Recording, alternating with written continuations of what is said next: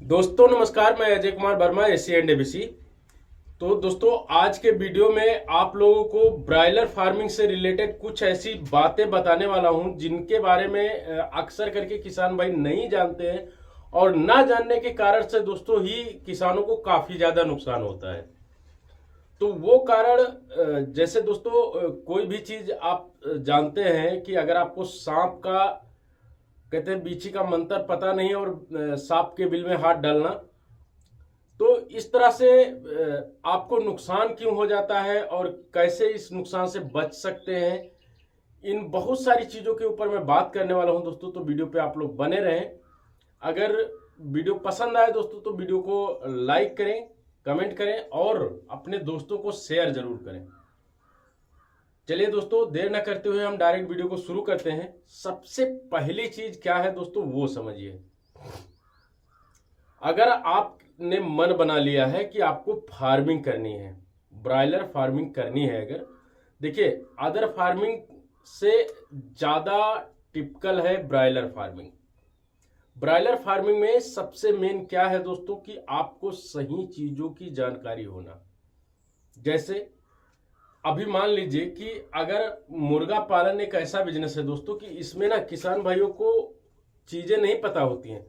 उनको लगता है कि यार मैं तो देखता हूं, मैंने मतलब कहने का मतलब यह है दोस्तों कि अगर बिना रुचि के अगर आप जैसे मान लीजिए कि आपने पहले से सीखा नहीं कहीं से और आपके मन के अंदर आया कि यार ये लोगों को देख करके, तो देख करके करने वाला ये बिजनेस हरगिज नहीं है मेरे भाई। अगर आपको लग रहा है कि देख करके मैं ये बिजनेस कर ले जाऊंगा तो ये गलत है। आप किसी भी हालत में इस बिजनेस को नहीं कर सकते हैं। इस बिजनेस के लिए दोस्तों सबसे जरूरी क्या है, आपको ना इस बिजनेस के बारे में पता होना चाहिए। जैसे इसमें ब्रायलर फार्मिंग में 1 से लेके 40 दिनों तक आपको मुर्गे को ना अपने बच्चे से भी ज्यादा केयर करना होता है। कब हमारा मुर्गा फीडिंग कर रहा है, कितना फीडिंग कर रहा है, पानी कितना पी रहा है, बीट तो नहीं पतली कर रहा है, कोई साउंड तो नहीं है, वजन ले रहा है तो कितना ले रहा है, ये बहुत सारी चीजों का ध्यान देना होता है दोस्तों। सबसे जरूरी क्या है कि जैसे हमने जो देखा है दोस्तों, और फिर वो किसान ना परेशान परेशान परेशान ही रहता है। जो हमने देखा वो चीज मैं बताता हूं और फिर वो लोग ना जैसे अब जो हमारे करीब करीब के हैं उनके बारे में तो मुझे पता ही है, लेकिन जो दूर के भाई हैं उनके बारे में शायद ये चीज उनके साथ भी यही होता होगा, जहां तक मेरा मानना है। जैसे दोस्तों हम देखते हैं कि उन किसान के पास ना कुछ वो कहीं से या देश प्रदेश से कमा करके या कोई सऊदी दुबई से रिटर्न होके आता है, वहां पे यूट्यूब पे वीडियो देख लिए, इसके बाद यहाँ आए, उनके पास पैसा भी रहता है, उठा के फार्म बना लिए।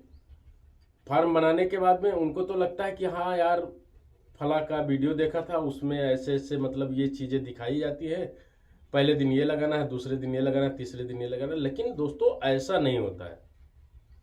ब्रायलर फार्मिंग आप अगर ट्रेनिंग नहीं लिए हैं कहीं से, मान लीजिए ट्रेनिंग नहीं लिए हैं, तो आपको कहीं ना कहीं किसी ना किसी के फार्म पे जाना चाहिए।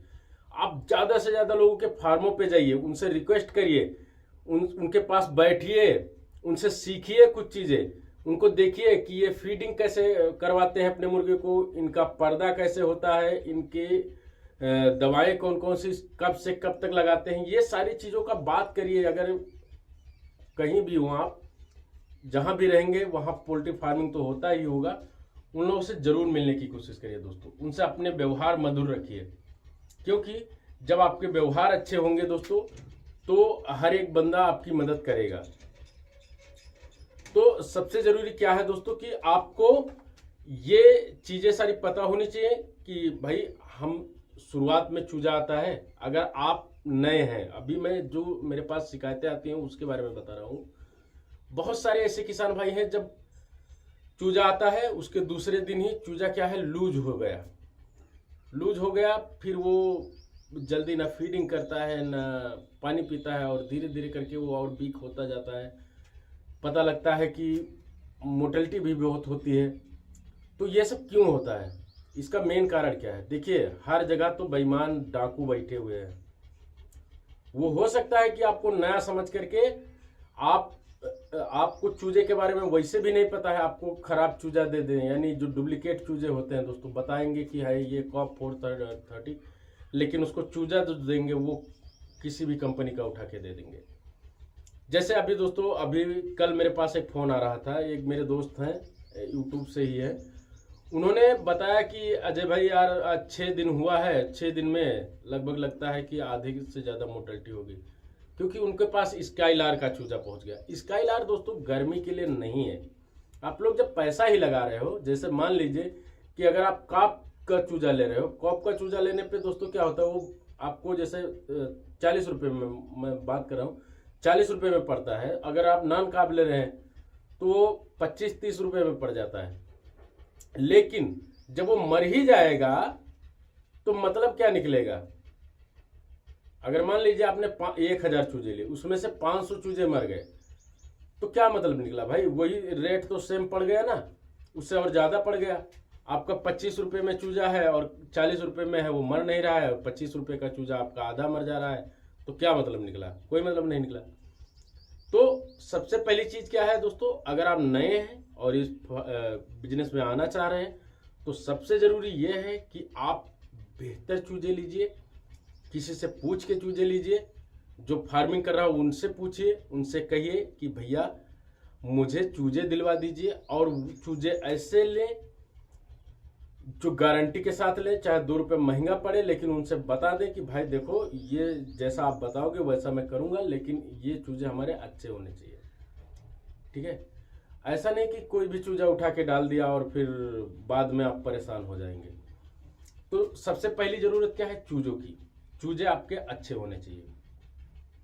दूसरी चीज फीड, सेकंड नंबर पे फीड आती है दोस्तों। जैसे अभी देखिए, प्री स्टार्टर आपका चूजा जो होता है ये आधा केजी खाना ही खाना चाहिए उसको। आधा केजी अगर आपका चूजा प्री स्टार्टर खा रहा है तो मान के चलिए कि अगर वो अच्छी क्वालिटी का फीड है तो आपका मुर्गा जो है 500 ग्राम वजन देके जाएगा। आधा केजी खाएगा, आधा केजी से नहीं 500 पकड़ता है तो 400 450 से प्लस ही रहेगा। इसके बाद आपका मुर्गा 1 केजी पूरे 1 केजी दाना खाना चाहिए। कौन सा? स्टार्टर खाना चाहिए। वो स्टार्टर और प्री स्टार्टर ये दो ऐसी फीड है दोस्तों कि इनको खिलाना कंपलसरी है। कुछ मेरे दोस्त हैं जो कि सिर्फ ये देखते हैं कि भाई फला आदमी ने तो सिर्फ ये खिलाया था, मतलब मक्का खिलाया और बीसी खिलाया। मक्का बीसी खिलाने का भी एक समय होता है, एक निश्चित समय होता है। उस समय से पहले अगर आपने कहीं खिला दिया तो मुर्गे में बहुत सारी दिक्कतें बनेंगी और फिर आप उनको संभालना आपको मुश्किल हो जाएगा। तो उसके लिए आप शुरू में ये दो दाना 1.5 केजी दाना तो कम से कम आपको प्री स्टार्टर और स्टार्टर मिला के खिलाना ही खिलाना है अपने मुर्गे को। देखेंगे आप कि अगर आपने 1.5 केजी दाना खिलाया तो आपका मुर्गा लगभग 1300 ग्राम प्लस का हो जाएगा। इसके बाद हाँ, अगर अब आपको लगता है कि मुझे फीड में बचत करना है, तब आप क्या करेंगे? देखिए, जो मैं बता रहा हूं इसको ध्यान से सुनिएगा। आपको मार्केट में ना कई चीजें उपलब्ध हैं। जैसे कुछ ऐसे कंसंट्रेट हैं दोस्तों जो कि 35% मिलाए जाते हैं मक्का में, कुछ ऐसे कंसंट्रेट हैं जो 40% मिलाए जाते हैं। तो आप चाहे 35% का लीजिए या 40% का लीजिए, ठीक है? आप अच्छी कंपनी का कंसंट्रेट भी खरीदिए, वो ले लीजिए। उसमें आप जैसे 40 केजी का है तो 40 केजी कंसंट्रेट, 60 केजी आपका मक्का, इस तरह से आपका 1 कुंटल बनेगा। लेकिन उसमें नमक मिलाइए, उसमें सोया का ऑयल मिलाइए या रिफाइंड ऑयल जो आता है, इसको नहीं सोया ऑयल मिला, रिफाइंड ऑयल मिला सकते हैं। सोया ऑयल तो महंगा पड़ जाएगा, रिफाइंड ऑयल मिला दीजिए। अगर सोया ऑयल है तो बहुत बेहतर है दोस्तों। इसके बाद उसमें हल्दी मिला दीजिए। इन सारी चीज़ों को अगर आप मिला करके अच्छी तरह से अपने मुर्गे को खिला रहे हैं तो मान के चलिए कि ग्रोथ बेहतर ही आएगा। बस आपको 2 चीज़ों का ध्यान रखना है। अगर आप अपना होममेड फीड खिला रहे हैं इस तरह से, जो मक्का और कंसंट्रेट मिला के खिला रहे हैं, तो उस टाइम पे आपको अपने मुर्गे को जैसे कि ब्रोटोन हो गया, ब्रोटोन यानी कोई भी जबरदस्त वाला आपको लीवर टॉनिक जरूर यूज करना है। उसमें आपका ब्रोटोन हो गया। ब्रोटोन दोस्तों इसलिए मैं ज़्यादा कहता हूँ क्योंकि ये ना एक ब्रांड है, मतलब ये एक अच्छी कंपनी का है, बिरवैक कंपनी का दवा है और ये काम भी बहुत अच्छे से करता है। तो एक तो ब्रोटोन आपको कंटिन्यू देना है 25 दिन से, आपको जब तक ये फीड चलाएंगे तब तक लगातार देते रहिए। इसके बाद आपको अपने मुर्गे को जैसे ऑर्गो स्टीम हो गई, ये सारी दवाएं जो मुर्गे के अंदर एनर्जी भर देती हैं, जो मुर्गे की आंत को मेंटेन करती हैं। मेन चीज क्या होता है दोस्तों कि मुर्गा ना, आपने देखा होगा कि दाना खाते खाते ही ऐसा लगता है कि वो बीट जो है बहुत खराब करना शुरू कर देता है। बीट में थोड़ा सा हल्का सा ब्लड भी आने लगता है, हरी बीट हो जाती है।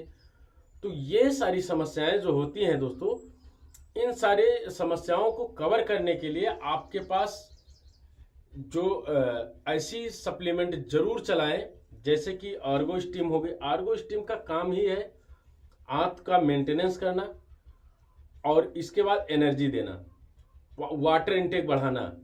तो इस तरह की दवाएं जब आप पिलाते हैं तो होता यह है कि आपके मुर्गे का डाइजेशन भी सही रहेगा, वाटर इनटेक दबा के रहेगा। वाटर इनटेक अगर सही है मुर्गे का तो ग्रोथ तो आना निश्चित है। इसके बाद ये दो चीजें हो गई। फिर आती हैं दवाएं। दवाओं में क्या होता है दोस्तों कि जैसे मान लीजिए कि आपके पास शुरुआत में आपने एंटीबायोटिक दिया है, फिर किडनी फ्रेशर दीजिए, इसके बाद मल्टीविटामिन दीजिए। मल्टीविटामिन देने के बाद में आप देखते रहिए समय समय पे। अगर आपके क्षेत्र में सीआरडी वगैरह बहुत आती है तो बीच में सीआरडी की एक दवा दे दीजिए। आप वैक्सीनेशन जितने भी होते हैं उनको क्रम बाय क्रम लगाते रहिए। तो इस तरह से अगर आप दवाओं का भी ध्यान रखते हैं, प्लस पानी का ध्यान रखिए कि अगर आपका पानी जो है मान लीजिए थोड़ा सा भी दूषित है तो उसको प्यूरिफाई के लिए बहुत सारी मार्केट में दवाएं हैं, उसमें से बेहतर कोई दवा लेके आइए, उसका यूज करते रहिए पानी में। सादा पानी कभी ना दीजिए। उसके लिए आपको चाहे अफेक्सा हो या सीआईडी हो या कुछ भी हो, जो भी आपके पास हो, वो प्यूरिफाई की दवा लगाते रहें पानी में।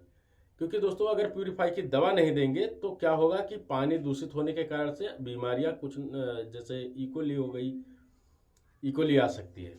ठीक है, तो इस तरह से दोस्तों आप अगर रुचि बना लिए हैं, आपका मन है कि हम फार्मिंग करेंगे ही करेंगे, तो इस तरह से काम करिए। और हाँ, सबसे जरूरी चीज, आप अगर मन बनाए हैं, आपके पास जितना बजट हो, मान लीजिए कि आपके पास बजट के रूप में 5 लाख रुपए है, 5 लाख रुपए से आप फार्मिंग करने जा रहे हैं, तो गलती से भूल करके भी 5 के 5 लाख रुपए इन्वेस्ट ना करिए। ज्यादा से ज्यादा 5 लाख रुपए अगर आपको खर्च करने हैं तो उसमें से 1 से 1.5 लाख रुपए लगा करके शेड और डिब्बा बर्तन का इंतजाम करिए। 1 लाख रुपए से बिजनेस करिए। पहले शुरुआत में अगर आप इतने से काम शुरू करते हैं दोस्तों, छोटे से, तो उसी से प्रॉफिट कमाते जाइए, क्योंकि आपका पैसा तो आपके पास है ही अभी लगाने के लिए। अगर आप सीख गए, अच्छे से सीख गए, तो सीखने के बाद उठा के पैसा लगा सकते हैं, और जब पैसा लगाएंगे ना तो उससे आप बेहतर करेंगे। लेकिन अगर आप शुरुआत में ही सारा पैसा कहीं लगा दिए गलती से, और आपको आने वाले दिनों में दिक्कतें होने लगी, यानी दिक्कतों का मतलब क्या हुआ कि रिजल्ट आपका नहीं आ रहा है, या आप समझ नहीं पा रहे हैं, या आपका नुकसान हो रहा है, तो इस तरह से अगर कहीं हुआ तो आप तो पूरी तरीके से मतलब बिखर जाएंगे, कोई मतलब नहीं निकलेगा दोस्तों। तो इसलिए इन सारी चीजों का बहुत ही ध्यान देना जरूरी है दोस्तों। और मैं आपको बता दूं दोस्तों कि कभी भी फीड डीलर से आप लोग बहुत ही सावधान रहें, क्योंकि वो लोग ना आपको कहेंगे कि आपको मैं 35% छूट पे दूंगा, 22% छूट पे दूंगा, 40% छूट पे दूंगा दाना। लेकिन दोस्तों ये सब, इसका खैर मैं डिटेल में वीडियो बना दूंगा आप लोगों को कि कौन से दाने पे कैसे छूट मिलती है, उसका क्या रीजन होता है, कौन से दाने पे कैसे कैसे प्राइस पड़ते हैं, कैसे उस पर डिस्काउंट मिलता है, वो सारी चीज़ें थोड़ा अलग टॉपिक की बातें हैं दोस्तों, और ये शायद मेरे नए किसान भाइयों को अभी बिल्कुल नहीं समझ में आएंगी, तो उसको मैं अलग से भी एक वीडियो में बना दूंगा आप लोगों को, जिसमें मैं बताऊंगा दोस्तों कि क्या कैसे कब आपको कैसे कैसे इसमें डिस्काउंट मिलता है। तो दोस्तों वीडियो बहुत बड़ा हो जाएगा, इसलिए वीडियो को मैं यहीं समाप्त करता हूं, और आशा करता हूं कि आप लोगों को वीडियो पसंद आया होगा और वीडियो में दी गई जानकारी भी पसंद आई होगी। अगर वीडियो पसंद आया तो वीडियो को लाइक करें, कमेंट करें और अपने दोस्तों को शेयर जरूर करें। फिर मिलेंगे दोस्तों अगले वीडियो में, तब तक के लिए धन्यवाद। Thanks for watching, thank you so much, नमस्कार।